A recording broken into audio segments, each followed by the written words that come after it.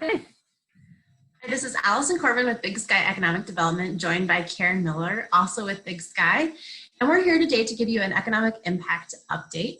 We have updated numbers from a large scale view. We have survey data that we've received from businesses throughout Yellowstone County, and then Karen will cover unemployment information and how we're now trending in that area.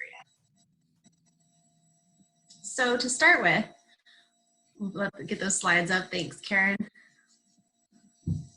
We'll touch on a little bit of what we talked about last time, a couple weeks ago when we were on here.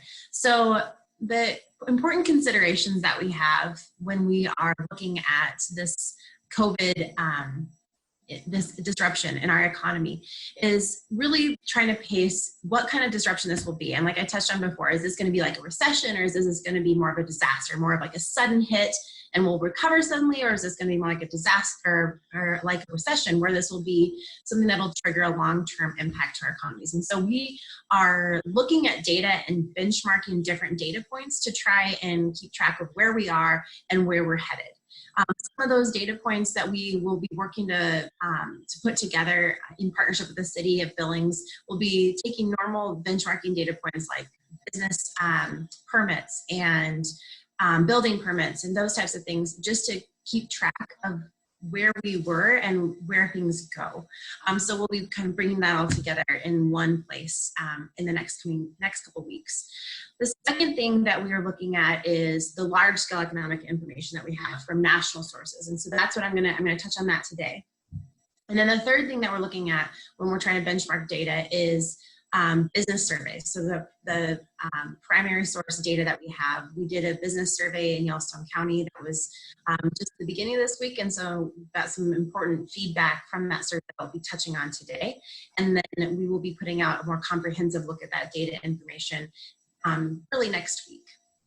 So as we've touched on before, policy, you're fine. Policy and duration duration is going to be a big player in this. And as we know, Montana is to open up, at least to some degree now. So we'll be definitely under a microscope from a national perspective of how this starts the economy and how things get going. And of course, policy is going to be critical too. We are in phase 1 of opening up in our economy, and with no timeline of when phase 2 starts. And so it'll be really interesting to see what happens moving forward. So we'll start with that really overall, like, big view of what is the how we are forecasting economic impact to our community. So I'll touch a little bit on the trends or the methodology that we're using. I talked about it last time as well, but we are using Chimera Analytics. They're an analytics group that does a lot of economic data work. And what they've put together is a vulnerability index. And so this, again, we touched on last time, is the vulnerability index. It shows Yellowstone County being in the top of vulnerability. And this is based on the industries that play a large role in our community. And so you can see us right there. So when they talk about vulnerability and how they're ranking these, they're doing it by these industries. So these are the top 10 most vulnerable industries. And on the side, you can see what they anticipate being the job loss by industry based on what they're seeing nationally and what they forecast. And so what I've done a little bit later is I've taken these percentages and I've taken it on the low side. So they say at least 60% or greater in accommodation and food services. I've taken 60%. Likewise, with the other ranges, I've taken the lowest percent impact because I want us to be looking at it from, if this is the least bad all the way up, but I'm taking it from the most conservative. Also because I feel like Montana was less impacted in some ways just because of the overall health impact, and also just the duration is going to be different than major metros. So that's kind of the thought process we went through, but we'll go through that and those numbers in a little bit.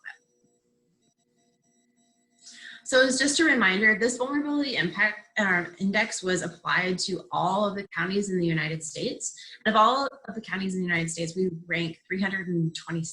So we are sitting right at 10%, the 10% most impacted and most vulnerable counties in the nation. And that's really speaking to us being a regional hub. So we have a lot of services and things that people come to us for regionally.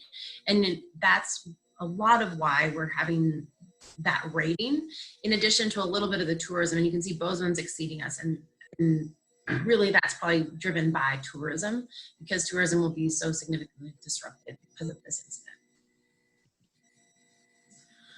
So I've jumped into the data, and there's really no good place for our cameras to be right now. But so this is what I've done is I've taken the top 10 most impacted industries, and I've applied to them those percentages that you saw just a moment ago.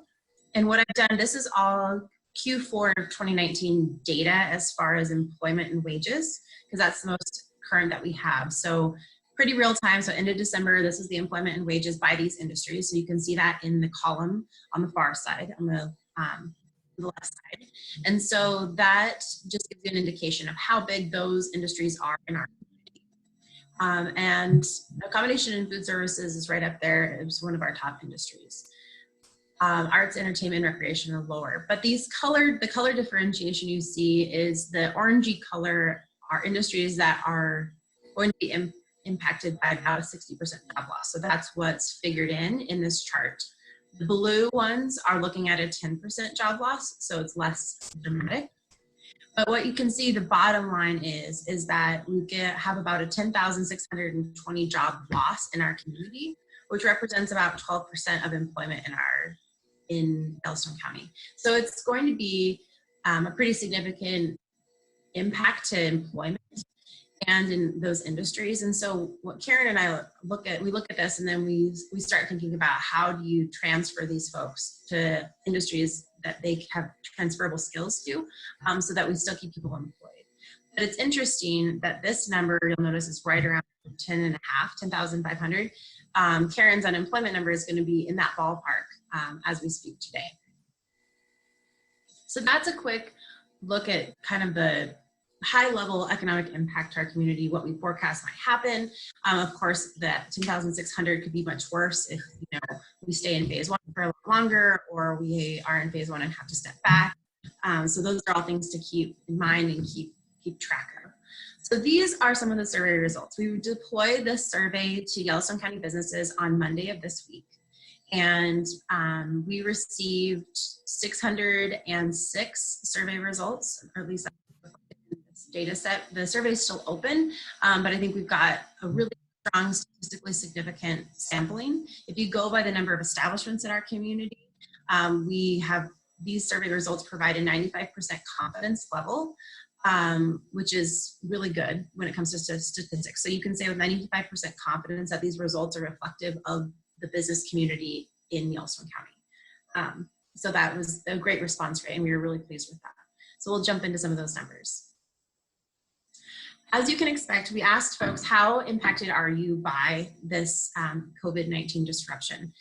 And this result is what we expected, that most people are extremely impacted. I will note that the respondents of this survey we were pretty pleased with with how many respondents by industry category there were. So there was a pretty decent spread as far as, it wasn't just all food services that answered the survey.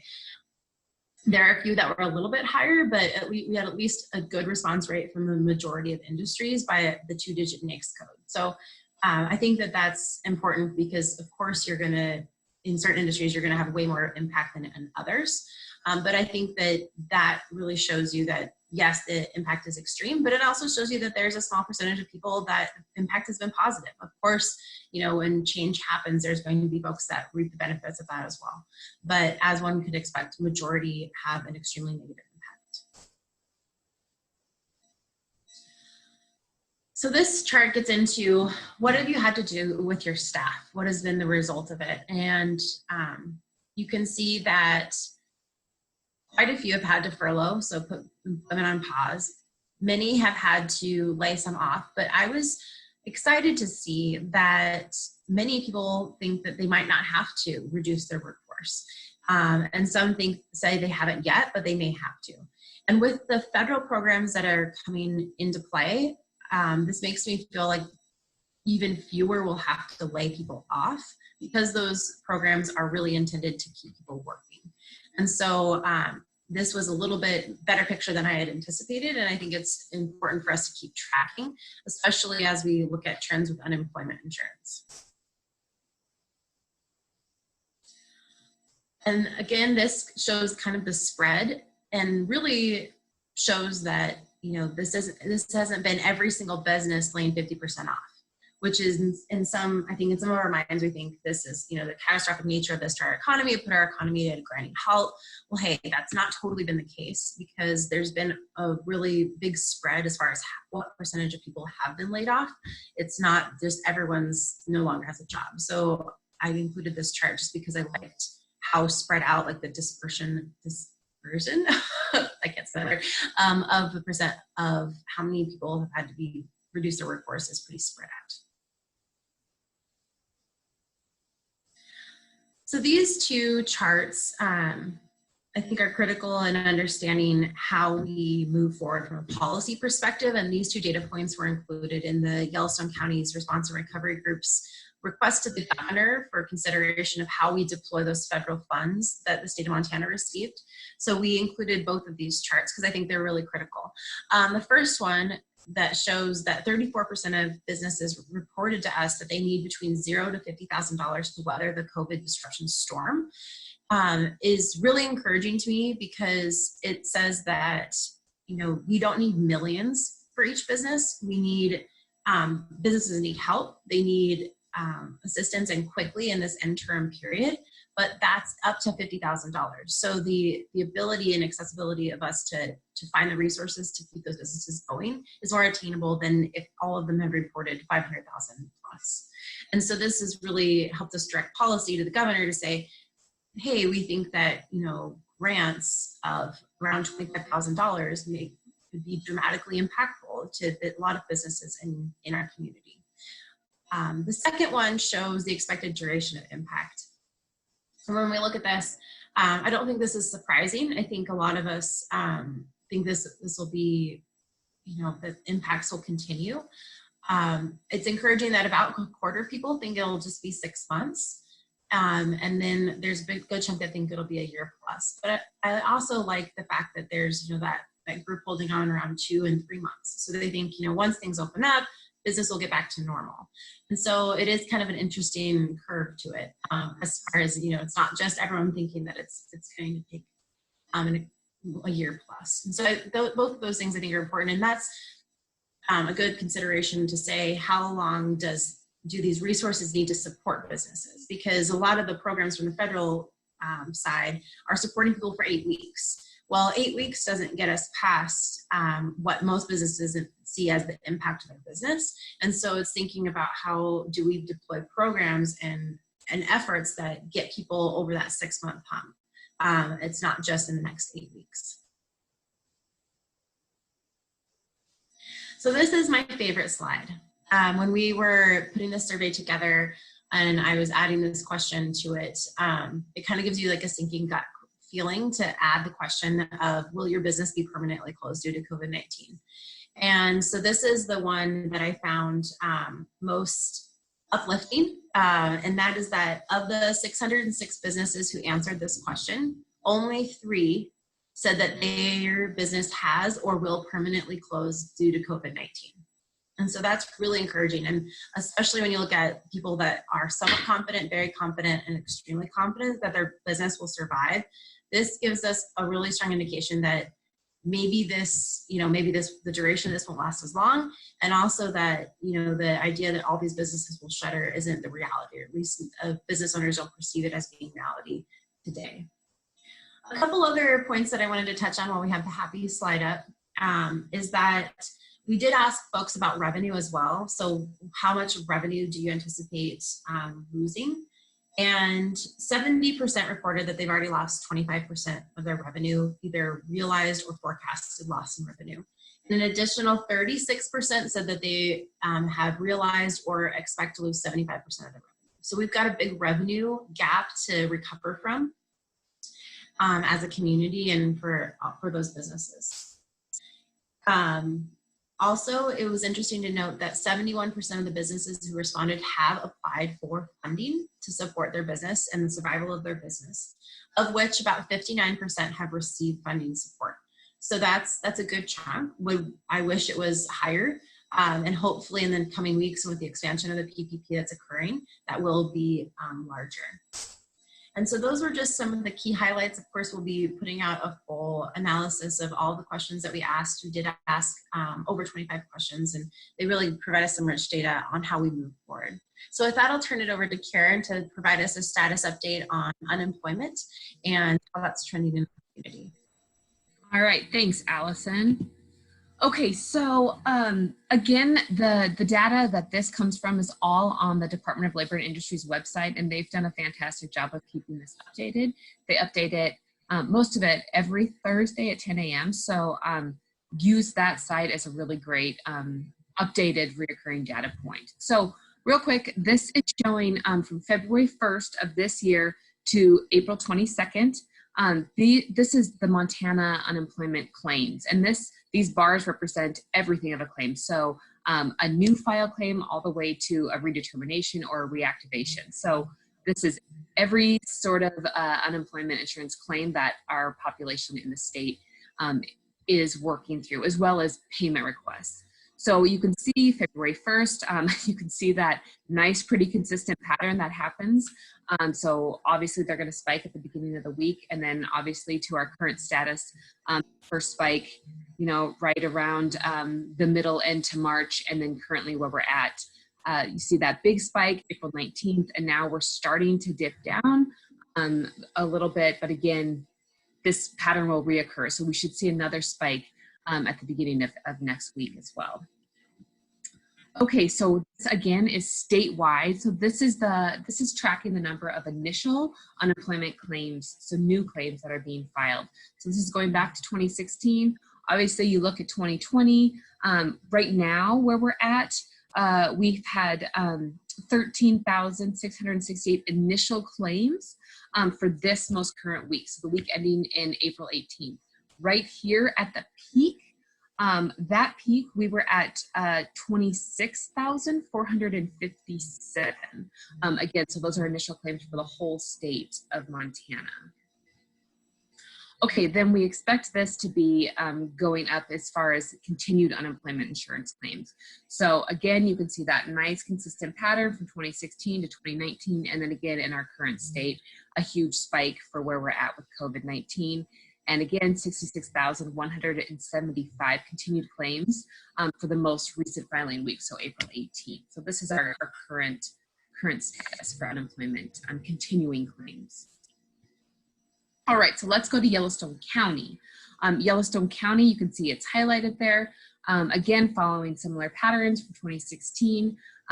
Again, a big peak right here, and that was the week ending of April 18th. And that peak for initial claims, that peak was 3,719 at the week ending on April 18th. And again, now you can see that we've dropped down again. So it's nice to see that we're dropping down, but again, these are initial claims being set. So Yellowstone County, as far as continuing claims, so again, not surprising that we see a big spike there of 2020. So right under 10,000 initial claims being set for that. In fact, it's 9,991 to be exact as far as continuing claims for Yellowstone County unemployment insurance. Okay, so how does this look differently over a year? So right here, year to date, March 2020, 4,594 initial claims, Yellowstone County. Compared to last year, we have increased those numbers of initial claims for Yellowstone County by 653.5%. So you can see that here. If we return back initial claims for Yellowstone County, we'll just compare that to Gallatin County. That was at 3,959. But as you can see, our increased percentage, while still pretty astronomically high, we are lower than Gallatin County as far as, you know, Gallatin County being our hotspot for Montana. I was on the phone yesterday with Ryan Van Bee, who is our Executive Director of Job Service, and he said they are still receiving about 900 calls a day as it pertains to unemployment insurance. Where's their payment? Also, how do I process this? So still a lot of people working to get unemployment insurance right now in the city and in our local area. Okay, so another thing that we pay attention to are layoff events. So oftentimes businesses report layoff events to the Department of Labor and Industry. So again, this is statewide.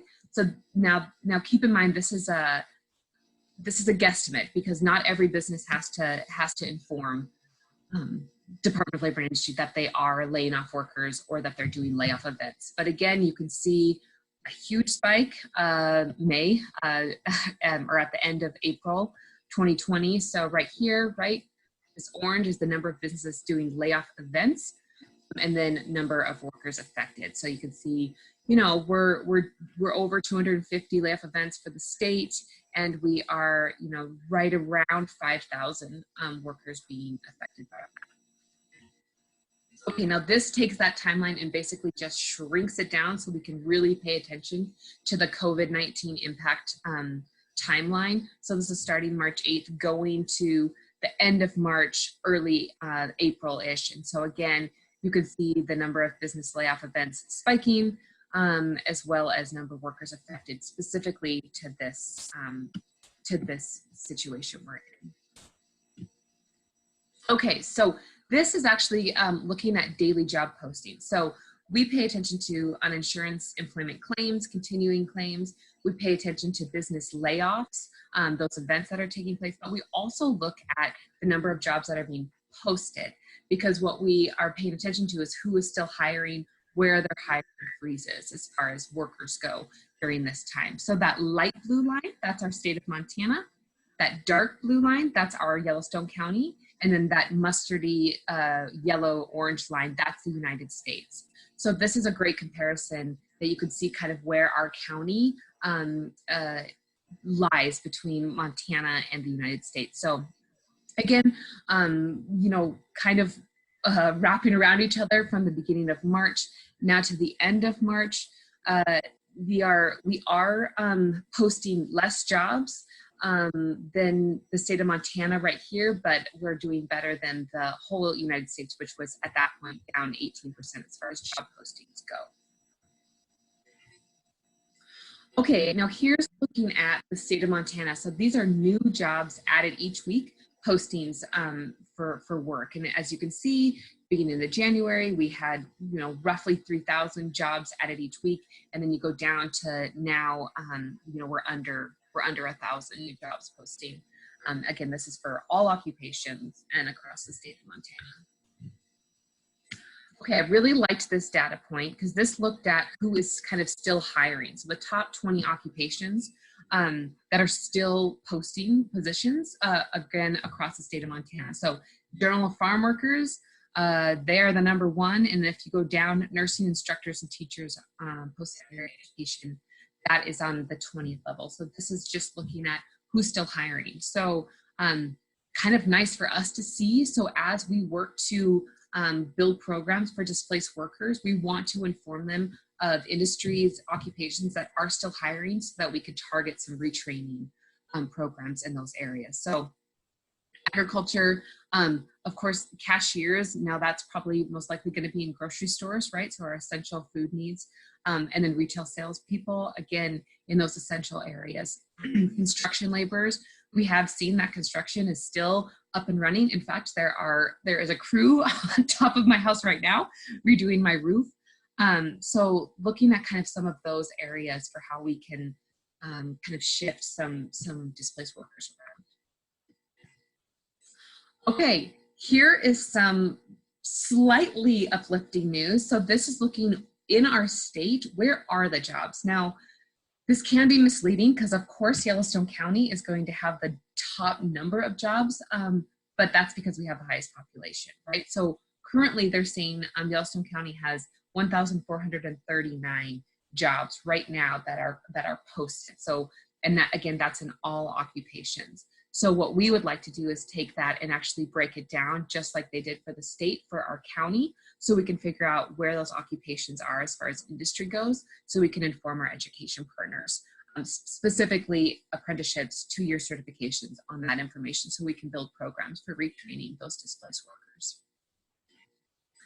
Okay, so that is a really, really quick update for unemployment as far as the workforce goes and the impact of COVID-19. Do know that we are working hard to get more information and updated information so that we can respond and support our economy with being data driven and with good intention. So with that, Allison, do you have any last words? Oh, you're muted, buddy. Oh yeah. Thanks, and we look forward to getting the full kind of summary of the business survey out. And thank you to those of you who took it. We really appreciate the quick response of our community to that survey and help inform what we wanted to see out of the governor's team for programs to support businesses in our community. Okay, we'll give you one big view of our faces for the end.